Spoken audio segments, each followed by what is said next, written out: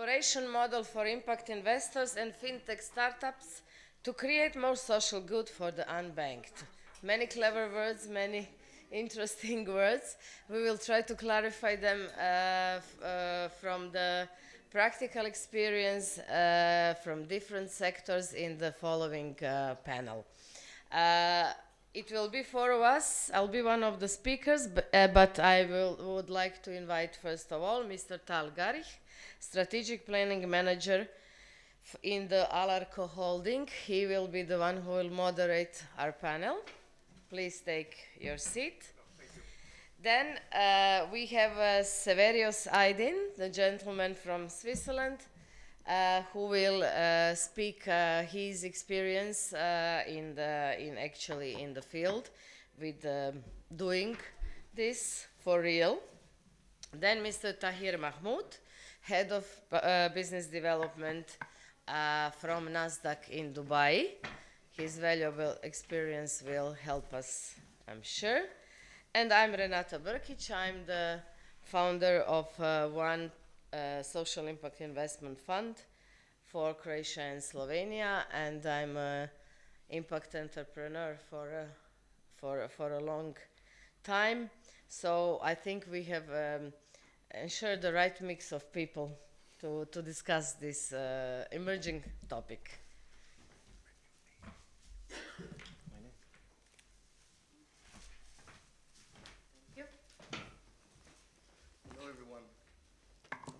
Hello. Hello, everyone, distinguished guests, esteemed panelists, welcome. Great to have you, and looking forward for this panel. Thank you. Thank you. And we have great panelists and a very exciting topic at hand, so let's tackle it the best way possible in the time allowed. Well, today's topic is collaboration models between financial technologies, between fintechs, and impact investors. The goal is to create more social good for the unbanked, for those to enable the poorest and least fortunate. At the end of the day, fintechs, startups in general, but especially fintechs, are disruptors, are game changers, and they're influencing everything very rapidly in a way that is going to disrupt literally everything. Financial technologies can address a wide array of socio-economic problems, including gender equality to slavery. We see the rise of the notion of impact investment, a trend of commercial enterprises that work not only to turn a profit, but to do so in a humane manner. Fintech for the social good enables greater access to basic human amenities for their populations. So in accord, this panel is going to focus on ways impact investors can collaborate with fintechs for the social good, and how they can develop solutions for the unbanked, for those who need it the most, around 2 billion people globally. Esteemed panelists, again, welcome. It's lovely to have you. Ms. Barbara Lang, Mr. Tahir Mahmoud, and Mr. Severios Aydin. Very nice to meet you and have you here. So let's get right at it. Let's start with ladies first, as they say. So Ms. Lang. No, I'm Renata Brkic. I'm sorry. I'm sorry. Ms. Brkic. Barbara needs to leave. That's my apologies. Ms. Brkic. Yeah. What do you think is the unique role fintechs play in this domain? Why are fintechs game changers? How can financial technologies fasten and enable the impact process and increase productivity and effectivity? Okay, thank you. Thank you for the question. Fintech industry, fintech startups and fintech breakthrough technologies are actually very attractive to investors, all kinds of investors, because they are like in the bottom line of the unicorns to be today. And since this is changing so fast in the past years, and they are breakthrough technologies. How can they support impact and how they can work for impact, same as for the non-impact industries, but fintech startups and solutions are very interesting also for the impact investors. Why? Because of the reach, because of the cost savings that they enable, and because of the huge majority, still a huge portion of population that is still unbanked today and that still has no access to, I would dare to say, even electricity, and not and then mobile phones, and then technology as such. Yes. Thank you very much. Mr. Mahmoud Tahir, what opportunities do fintechs offer to the unbanked population of the world? What especially is dear for the unbanked here?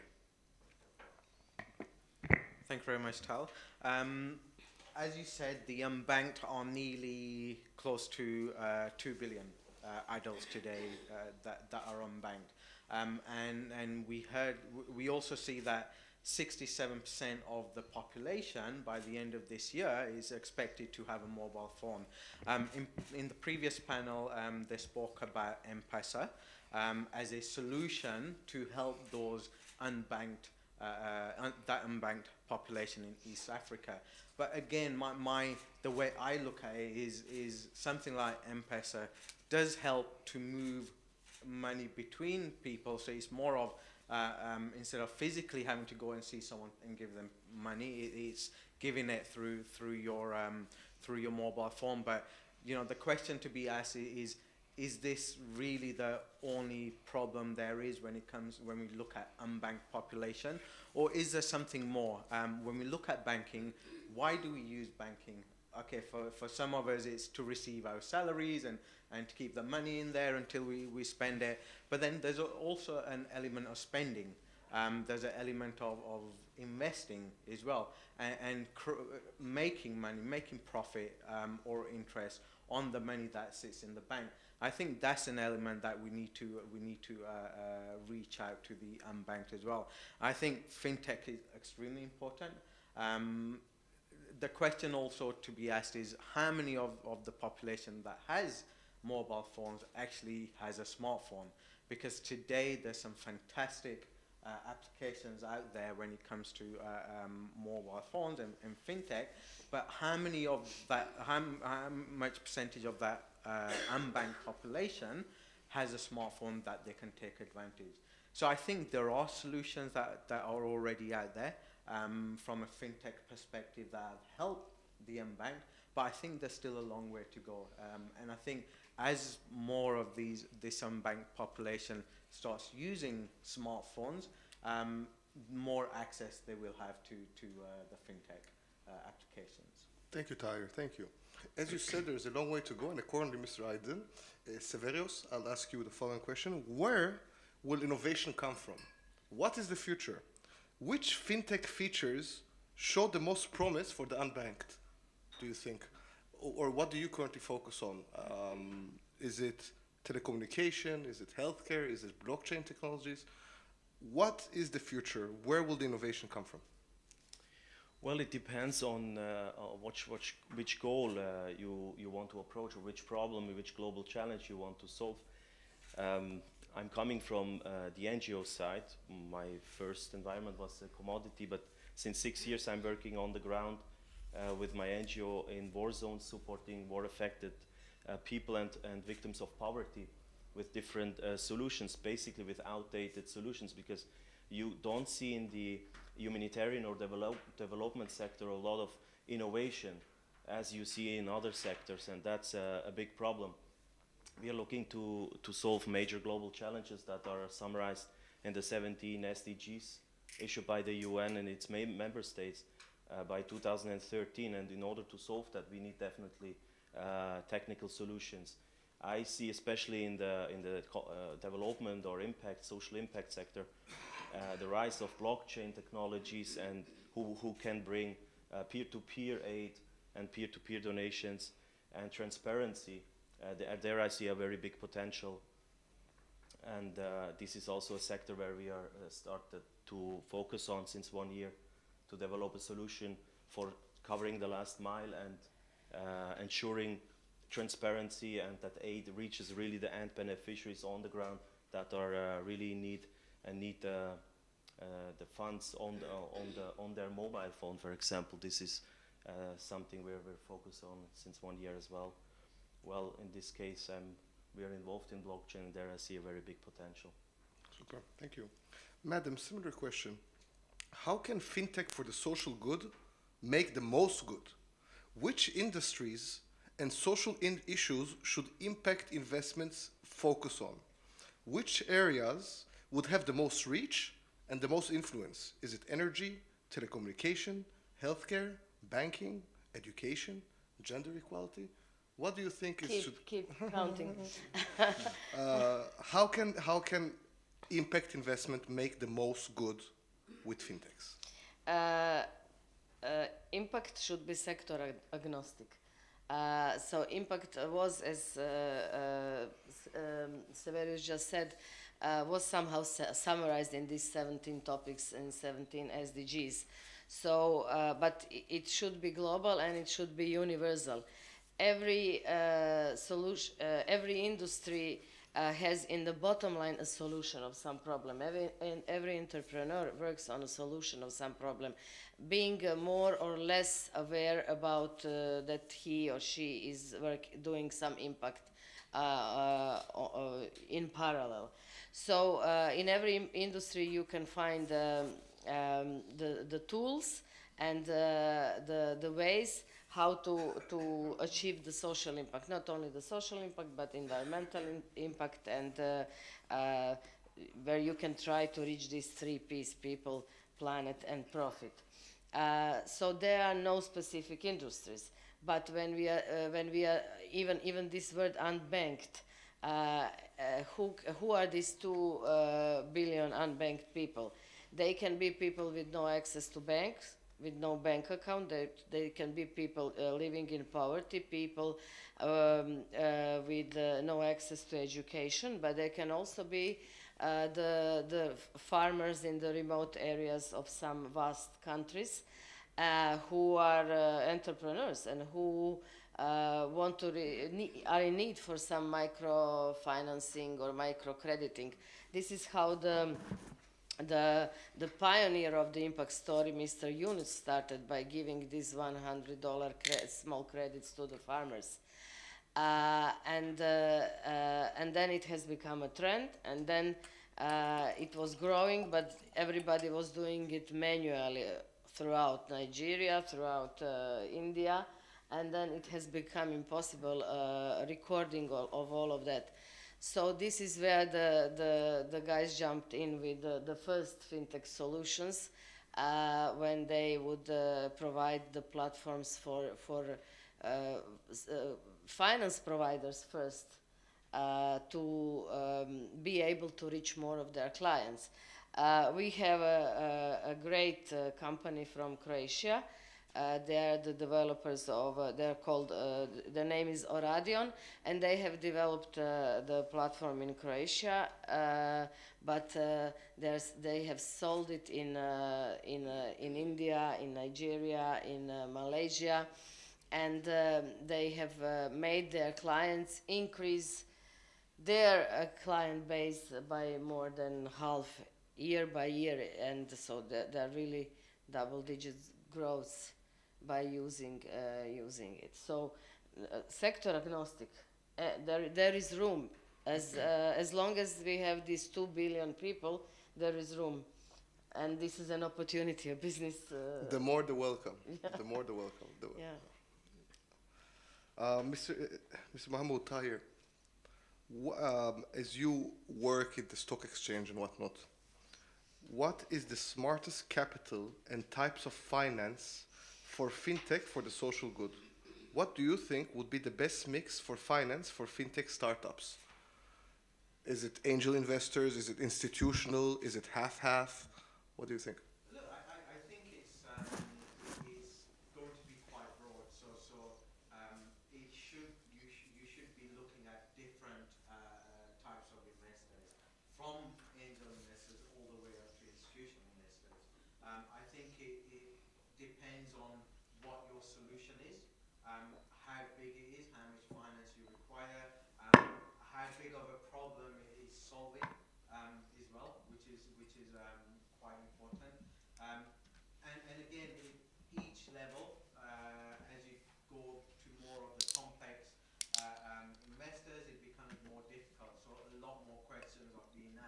if you look at angels and personal finance and going to friends and family, a lot of individuals, when you start going to them, for them is more of a social impact investing, is more seen looking towards it being a charitable investment. So they're not looking for any returns as long as there's an impact. As you start moving up the ladder and as you start getting to the big institutional investors, that's where the real questions start getting asked. That's where they start looking into detail, and that's where they want to know exactly how much of their money is going to the actual cause that you're raising the money to. And that's where it becomes a lot more complex. So I think, and that's also where they want to see that impact and be able to continuously ask you the question, where is this money now? What change has it made? And I guess for new fintechs, depending on the scale of funds they're looking, it's always good to start small. Show the investors that you're making a difference, the money is being used, and then start working up the ladder. Follow-up question to you, Mr. Mahmoud. What role can crowdfunding platforms, accelerators, and personal finance play here? So again, what sort of investors are good for fintech businesses? Do you think that fintech businesses for the unbanked could enjoy from crowdfunding platforms, could utilize accelerators as well? Yeah, I think accelerators are very important because a lot of entrepreneurs we see in fintech today are, their background might be technology, they might be developers, or they might have a very niche skill. Personally, I think accelerators are important for entrepreneurs, for them to institutionalize themselves, for them to learn about the corporate practices and how to build their business in the right way. Because at the end of the day, if they're looking at going to raise finance from big investors, investors will look at how the company is structured, how it's set up, and accelerators are very important to help grow the business and learn, for entrepreneurs to learn key skills. When it comes to crowdfunding and personal finance, of course, personal finance is something which is the first step entrepreneur will go to. Crowdfunding, again, is very important. It's a way for you to capture finance globally. So you're not sticking to a certain city or a certain country. Going to a good crowdfunding platform should have investors from all around the world. But it's not easy raising money through crowdfunding. It's not easy getting accepted by some of the leading crowdfunding platforms globally either. So you have to have a good idea, you have to have a good business case, and your application has to be very strong in order to be accepted. But it's a great way for you to raise money through crowdfunding. And the good thing about crowdfunding today is you have those platforms where they're equity-based or debt-based, and then you also have those platforms that are charitable-based. So it's a good way for fintechs who are looking to solve an social impact problem to go to one of these platforms. And then, as I mentioned in the previous answer, I think what sort of investors are good for fintech businesses? I think every investor is good for fintech businesses. But again, it's an investor that understands what you're trying to do and understands fintech as well. One thing I always say is to entrepreneurs is when you're going to raise money, don't just look at the check the investor is going to write. Look at how much they understand you and how much they understand your business and how much value they'll bring to your business. Okay. Thank you so much. Mr. Aydin Severius, how can collaboration be made? What type of collaboration models could be adopted to accelerate impact investment? How can solutions be implemented in the most effective manner? Basically, what should be the best practices for collaboration in this field? Well, my point of view, I suggest to collaborate with the ones who are close to the people we want to make an impact for. And we see today these are mainly charities who are working on the ground. We are working mainly for our project from the perspective of the end beneficiaries, of the people who are affected by war, who are affected by poverty and need a change and need support. And there is lots of great impact investment ideas, impact projects around the world. But the main problem where I see it is they don't understand the main needs of the people, of their potential customers, of their potential target community. So there should be a collaboration, a tight collaboration with local entities such as NGOs, institutions, governments, maybe governmental agencies who are close, very close to that people that need to be supported through these impact projects. And we are working, for example, just to give you an example, in Syria we have started an impact forum last summer where we gave the opportunity to students to create their own impact ideas with the main requirement to create jobs and income for their communities and environment. And we see during that forum we have invited 20 young teams who presented their ideas, and we saw that the majority of these ideas were based on education, psychosocial support, and agriculture projects. And if you work very tightly with these people and support them also with educational programs, great projects, great impact projects will occur.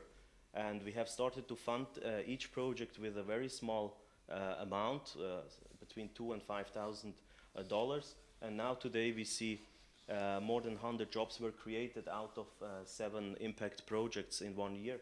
And income and support, sustainable support and development for the people who have been internally displaced.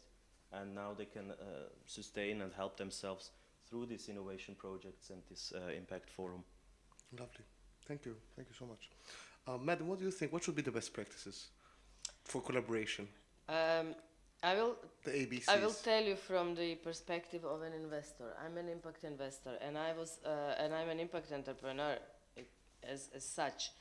And with me, it is intrinsic. It is not that one day you decide and say, I will be impact entrepreneur or I will be impact investor because I want to make impact. No, I want that the children in my country think out of the box, that they don't experience repetitive learning, that they are creative, that they have access to the 3D printers. And then I deal with, and how do I achieve it? I achieve it by doing the science promotion and communication. And in order to be able to do it, I need to be profitable, I need to earn money and to be sustainable. And this is how you become an impact entrepreneur. And then in my case it was very successful and very fast, and many new impact spin-off projects emerged out of that who were in need for money. And then I went around trying to find the money. So what can you do? If you go to the governments and to the grants, it's a one-time finance, and it doesn't ensure sustainability, and it doesn't promote entrepreneurship.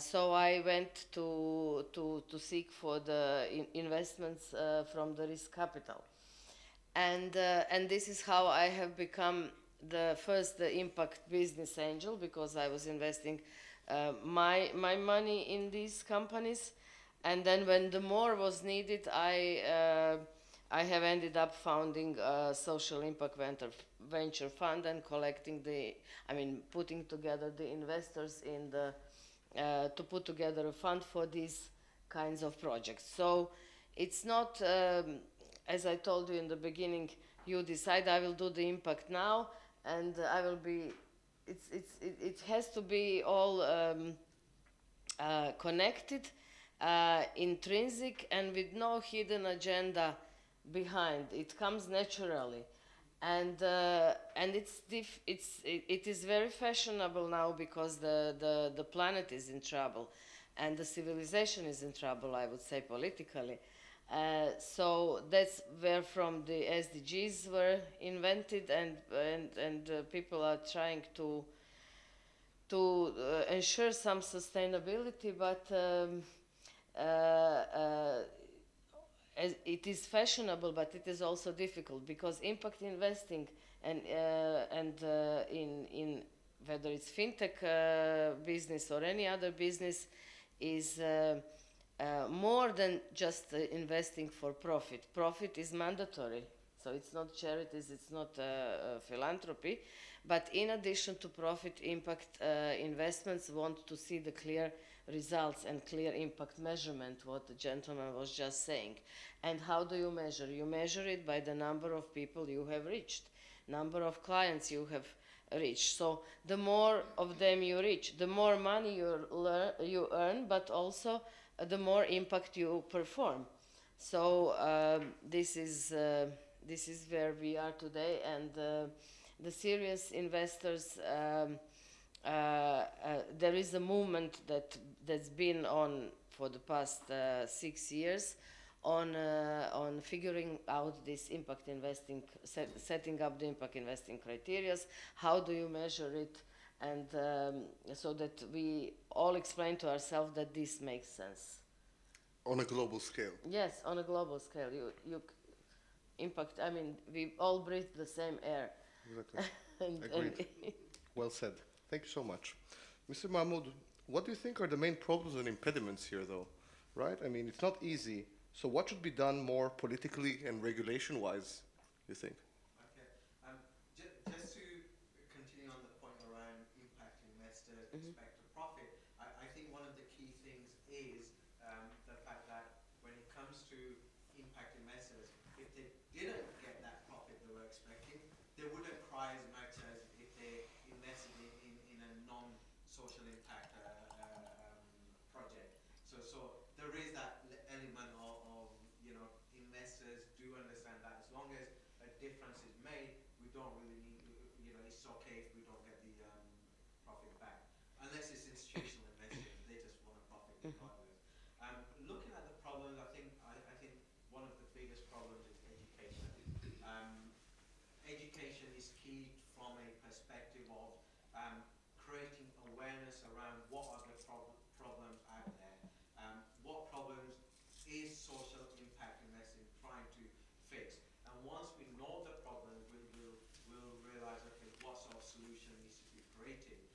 When you talk about social impact investing, I think in the developed countries, people just think about food, saying people don't have food, and that's the problem that needs to be fixed. But I think there's a much bigger problem than just food and shelter. And I think at the beginning, Tal, where you started listing all the sectors and areas, there's various problems that social impact investing can fix. So education is very big.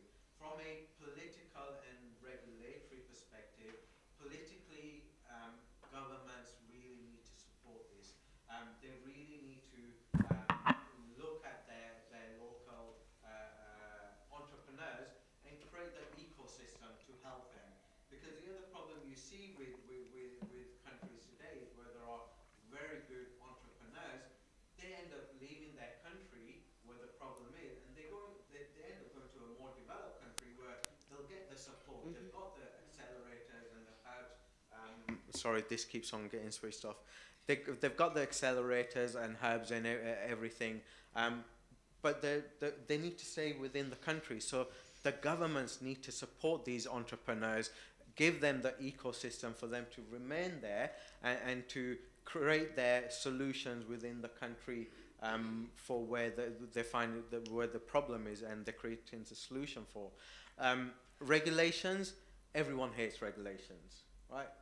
But I'm a person coming from the financial sector that supports regulations. Why? Because regulations are to protect investors, and they're there to ensure that the people you give your money to are using that money in the right way. So I think regulations from an investor's perspective is very important, but sometimes regulators just get carried away and they just over-regulate, and that creates a problem for entrepreneurs. And I think it's very difficult to have that balance, but you need to try and find a balance both for protecting investors, but also making it easy enough for entrepreneurs to come out with their solutions and to be able to raise that money and spend that money in the right way. Oh, great, thank you. Mr. Aydin, what do you think? What are the main problems here? What are the impediments here that we need to solve in order to get this ball rolling? Well, there will be different there are different problems, I think, from each perspective side. From the investors' perspective side, our experience is, of course, it's somehow a new area, a new land. Impact investing is now very common in the last years, especially after 2015, when they were set up the 17 SDGs. The country started to create offices and committees to force impact investment to reach the 17 sustainable goals. I think the size of the projects is not big enough for institutional investors from one side, what we have also been experienced, and the trust in impact investment projects and also the risk. But we see now somehow a new rise of young entrepreneurs who want to solve social problems in a more beneficial and effective way, and get involved with these projects personally, because they identify themselves. We see it when we work with young students in Africa or in the Middle East. We see that the projects they create majority have like a social value behind it. And because they have been through poverty, they have been through problems and challenges, and they see now the solutions, how they can tackle the solutions in order to create a safe and better and nicer environment for their communities. And I think we need a much stronger network between impact investors, entrepreneurs, and local entities and communities. Agreed, agreed. I also think that in order to strengthen this ecosystem, we need the private sector, the public sector, NGOs, academia, all of them working jointly, hand in hand, supporting one another, as synergies are required, especially for impact investment. Madam, what strategy should impact investors and fintechs adopt to enable long-lasting, fruitful deals? We want the deals to stick, to be fruitful and long-lasting. So what is necessary for making this ecosystem sustainable? Strategies that it was a very unclear question. So investors and fintech startups, what strategy they do need to? What strategy should both fintechs and investors adopt to enable long-lasting deals between them? Okay, first there must be an attractive problem to be solved in which both of them believe. So the entrepreneur needs to be an intrinsic entrepreneur solving this problem and dreaming about this as their life dream about his entrepreneurial project. And the investor should recognize that.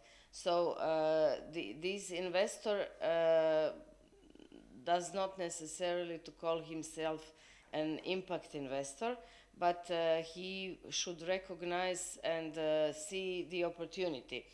What is here to be said between the two? It's the point of investing. Especially investing means putting money and coming out with more money.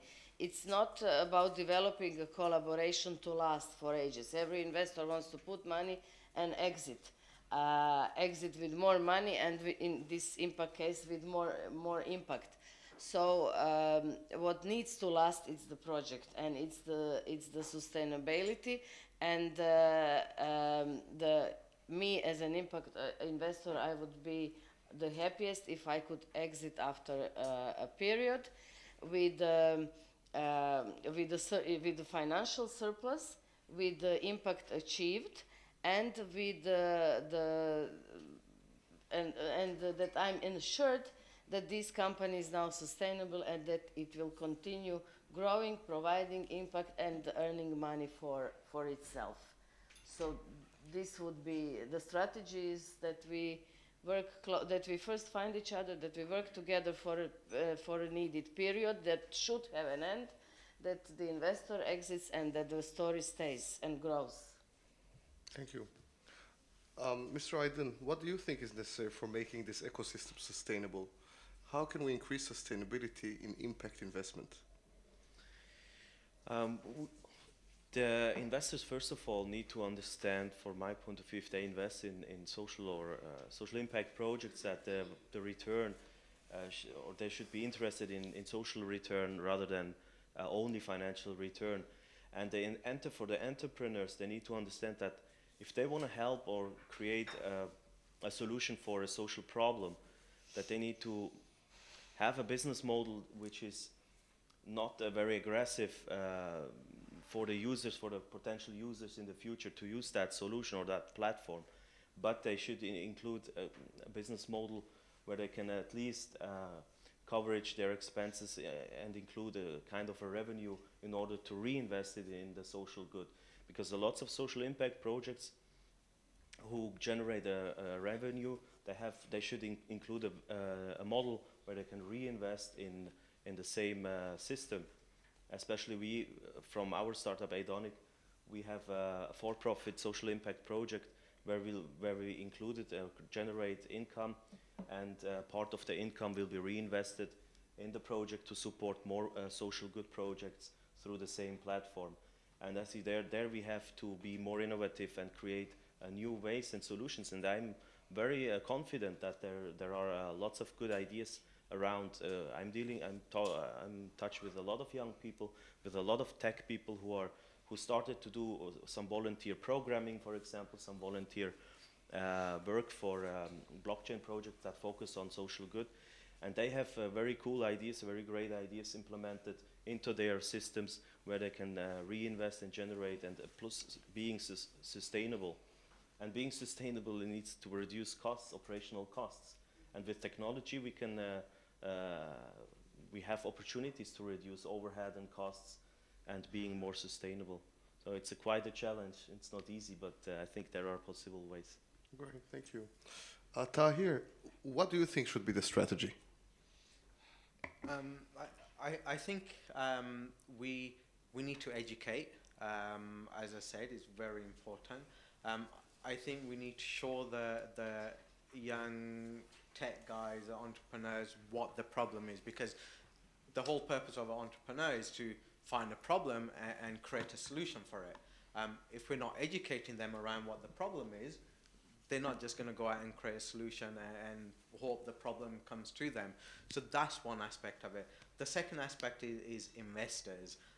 We need to give investors confidence that social impact investing makes a difference, both from one, solving a problem, so the money they're putting in is actually reaching the problem which they're trying to solve. And secondly, from a returns perspective, yes, we've spoken about profit, and if we can show that there is some kind of profit coming from social impact investing, that will create confidence in investors as well. So I think we need to tackle both the entrepreneurs to get them interested, and then from investors to show them that the money they're putting in is actually making the difference. Lovely, thank you. Madam, what are you doing in this framework? Can you give us some personal examples from the field so we can get a sense of it? Of an impact fintech project. Over impact investment in general. Well, we are one of our deal flows in which we will invest this year for sure is a fintech project, and it's an agricultural project. And I will tell you who the guy is. The guy is a 17 years old boy from Rijeka, from Croatia, who, when you said we need to educate programmers about the problems, and I say again, it has to come intrinsic. He is he was a very creative child. He's a third child in the family. He was very creative, working a lot on robotics, very tech kid. And he is one of these superstars, and he was very advanced. But he intrinsically as a person is worried about the planet. And he is worried about the dirty sea, and he's worried about clean water and the food. And somehow he has started a project of the food containers, of growing food in the containers in which the climate is programmed and the conditions are completely controlled. So he has dozens of harvestings of salad in 1 year in that container. And where is the social impact here? It is because if you fix that container in an island, even at home in Croatia, he's got a big sales potential because we have thousands of islands and you need to carry food to the groceries there. And if he places the containers only to Croatian islands, there would already be the sales and the quality of life of the people in those remote areas would be improved. I'm telling Croatia in the middle of Europe. So we brought him last year to the startup competition to this congress, and there was a queue of the people from interested investors from Africa for him. Sabeta, you remember him. Because this is solving a climate problem. This for them it is a solution. So his project was in an idea stage 1 year ago. Then we really took him and accelerated the whole team, and they are ready now to be patented, and we will start with the sales next year. Congratulations. So yeah, and it was not finding an agriculturally conscious person and finding a programmer, and it was in and this is a founder. He's a real founder, and I'm telling you, he's 18 now. Wow. Different generation. Yeah. They grow up much faster for sure. Yeah. We don't have much time left, so if I could just get a couple of last points from you, Tahir. Look, I think social impact investing is something quite new, but it's this much. But it's as big as this room, you know, compared to where it is today. It's an area that is really growing to grow, but we need to keep at it. We need to keep going to investors and trying to get money out from investors, and it needs to start small. So first looking at personal finances, friends, family, angel investors, and then move up. I speak to a lot of the global funds, and they are interested in social impact investing. They're interested in ESG. So a lot of them haven't set their funds up yet, but they're educating themselves, and I think we will get there. So it's an area that will grow quite exponentially, I think. Thank you. Anil, sorry, Severios, any last messages you would like to share with us?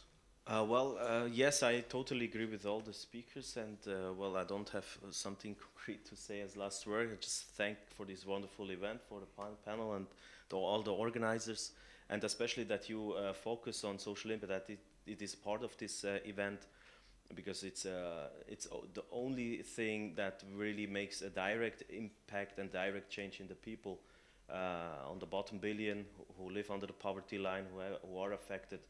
And I think as more we focus on social impact, as better the world will be. Agreed. Awareness is key. Awareness. And that's why it's good we're all here. Thank you for your time again, madam. Do you have any last points? Well, I think all is said. Awareness is important, and educating everybody is important. Educating investors, building trust with them, and also educating entrepreneurs. Super. Well, lovely to have you. Thank you for your time again, everyone. Much respect, and thank you. Thank you. Enjoy the rest of the conference, please. Yes. Thank you.